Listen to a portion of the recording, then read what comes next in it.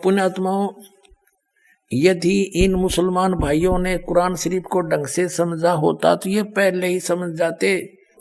और फिर इसमें इसने स्पष्ट कर दिया है, जब पूरे सभी को प्रलय करूंगा और सब आकाश तक भी समेट दूंगा, इसका मतलब सब नाश हो जाएगा, फिर रहेगा क्या? वो कहाँ रहेगी फिर? जन्नत इनकी। और फिर पैदा करूंगा ही करूंगा, मैं उसको पुनः पैदा करूंगा, ये मेरा वायदा है। और पुण्यात्माओं,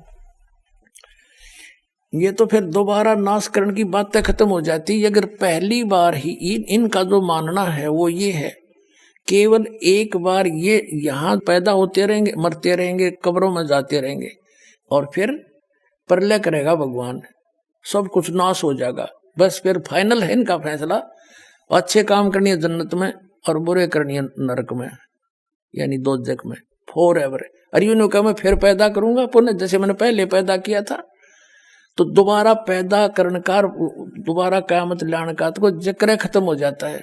वास्तविकता ये है कि ये जो दास ने सृष्टि रचना बताई ऐसे चलता है।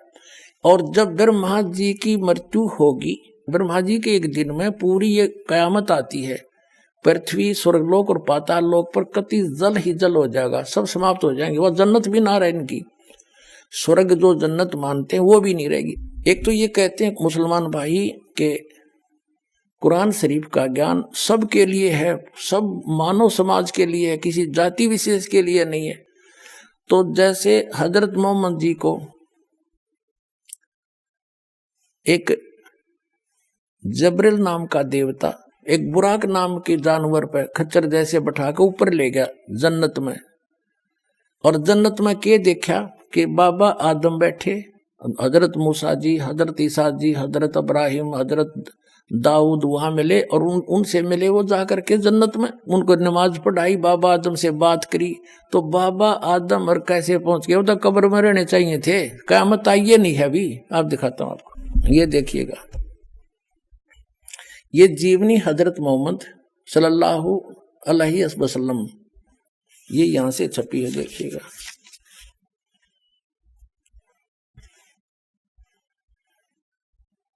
मोहम्मद इनायतुल्लाह सुबहानी, अनुवादक नसीब गाजी फलाई, मकरजबी मकतबा इस्लामी पब्लिशर नई दिल्ली से। यहाँ देखिएगा, जीवनी हजरत मोहम्मद सल्लल्लाहु अलैहि वसल्लम, हिंदी, इस्लामी साहित्य ट्रस्ट, प्रकाशन नंबर 81, सर्वाधिकार प्रकाश का दिन। नाम मूल किताब मोहम्मद अरबी उर्दू से इसकी हिंदी की गई है, ये यहाँ से छपी है, और ये यहां से मुद्रक है इसका। अब इसमें आपको ले चलते हैं, थोड़ा सा दिखाएंगे, ज्यादा नहीं, संकेत बहुत है समझदार को। 164 पृष्ठ दिखाते हैं इस पुस्तक के। यहाँ लिखा है कि प्यारे नबी सल्लल्लाहु हजरत मोहम्मद अपने सच्चे साथियों के बीच बैठे, अल्लाह ने उनको जो बड़े बड़ी नेमत दी थी उनका जिक्र करने लगे, और बैतुल मकदिस से आकाश पर जाने का हाल सुनाया, वहां कुदरत के जो जलवे देखे थे उनको भी बयान किया। आप सल्लल्लाहु ने फरमाया कि इस तरह हजरत जबरील अलैहि मुझे पहले आकाश पर ले गए, वहां इंसानों के बाप हजरत आदम अलैहि मिले। उनका हाल यह था कि जब दाईं ओर देखते तो खिल उठते और हंसने लगते, और बाईं ओर देखते तो मारे गम के आंसू भी भर लेते, क्योंकि दाईं ओर उनकी नेक औलाद के कर्म थे और बाईं ओर उसके बद के। हजरत आदम अलैहि ने आप सल्लल्लाहु यानी हजरत मोहम्मद को देखा तो बोले, तुम्हारा आना मुबारक है नेक नबी, है नेक बेटे। आप सल्लल्लाहु ने पूछा, जबरील यानी हजरत मोहम्मद ने जबरील देवता से पूछा, ये कौन है? तो उन्होंने जवाब दिया, जबरील ने बताया कि ये आदम अलैहि है, हजरत आदम है, इस सारे इंसानों का बाप।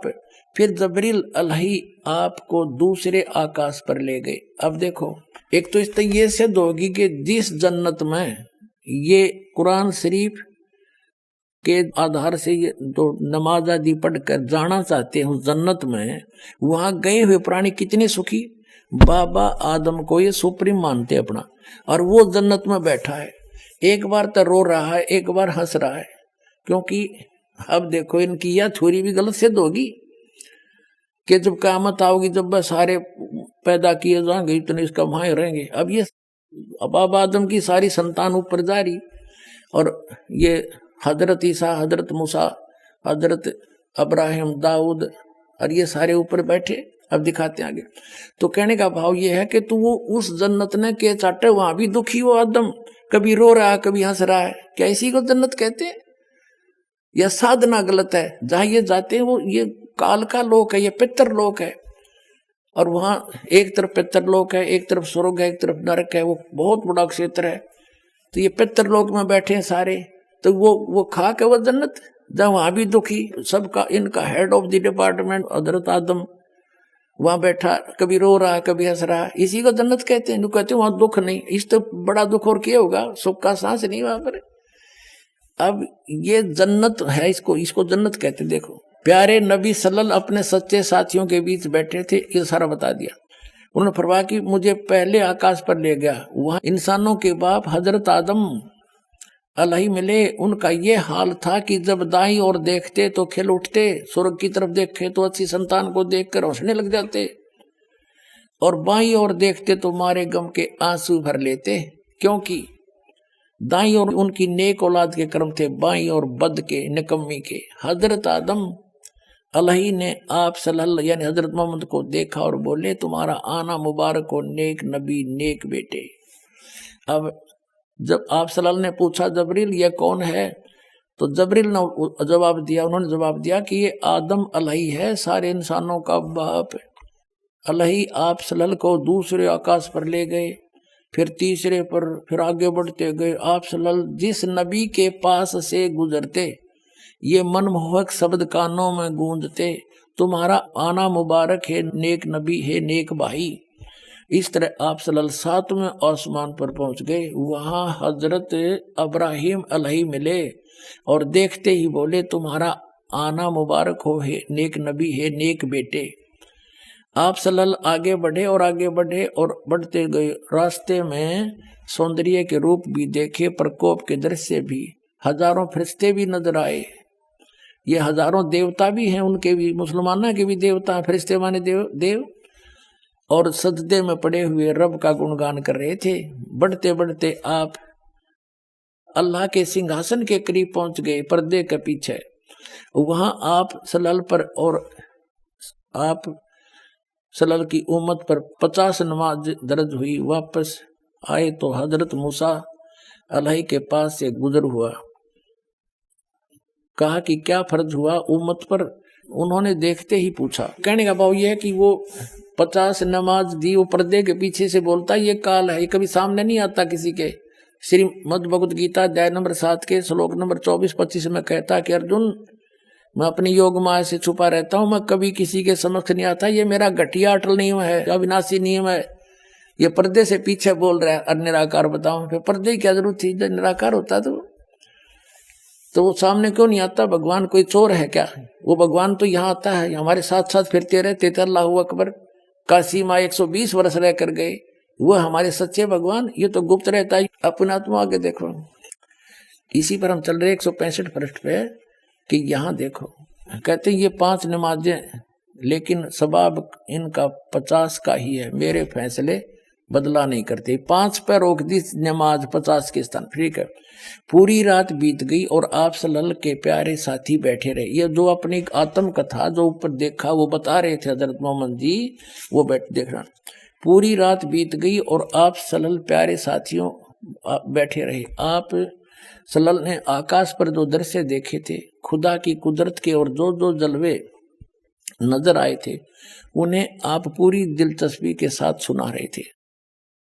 साथी मजे ले लेकर सुन रहे थे। आपने जन्नत में जो कुछ देखा, या उनकी जन्नत है, आपने जो जन्नत में जो कुछ देखा वह भी बयान किया और नेक साथियों को खुशखबरी दी। जन्नत में यह नेमतें तुम्हारा इंतजार कर रही हैं। अब और दिखाते हैं 161 पृष्ठ पर देखो।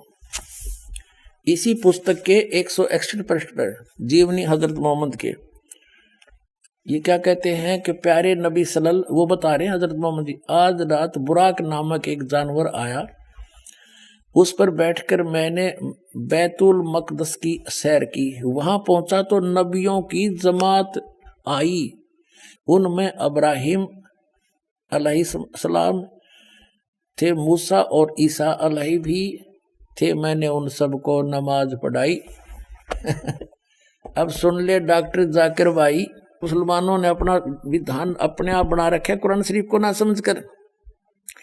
अब ये कहते हैं जब सारे कब्रों में दबा दो, दबाते रहो, और तो ये आवेगी 4 अरब 32 करोड़ वर्ष जब बीत जाएंगे, जब यह कयामत आवेगी, इतने तो वो उन कब्रों में फंसे रहेंगे, सड़ेंगे पड़े पड़े, एज पर योर रूल। बाकी ये गलत है तुम्हारा मानना। अगर ये नियम फाइनल होता, हजरत मोहम्मद जी को ये ऊपर ले गए हुए सारे नबियों की जमात वहां ऊपर देखा जन्नत में, उनको नमाज पढ़ाई, बाबा आदम मिले, बाबा आदम की सारी संतान वहां नरक में पड़ी, कुछ जन्नत में। ये सिद्धांत भी इनका गलत सिद्ध हुआ कि जो बाद में ही सब जीवित किए जाएंगे, ये गलत सिद्धांत है, भ्रमित है। वास्तविकता ये है कि जन्म मरण जो परमात्मा ने आकर बताया ऐसे ही होता है, लेकिन पूर्ण परमात्मा की सत भक्ति करने के उपरांत फिर ऐसे स्थान पर चले जाएंगे वहां नरक नहीं है, वहां जन्नत ही जन्नत है, वो सतलोक है। वहां भी मनुष्य जैसा शरीर होगा लेकिन दूसरा मटेरियल होगा।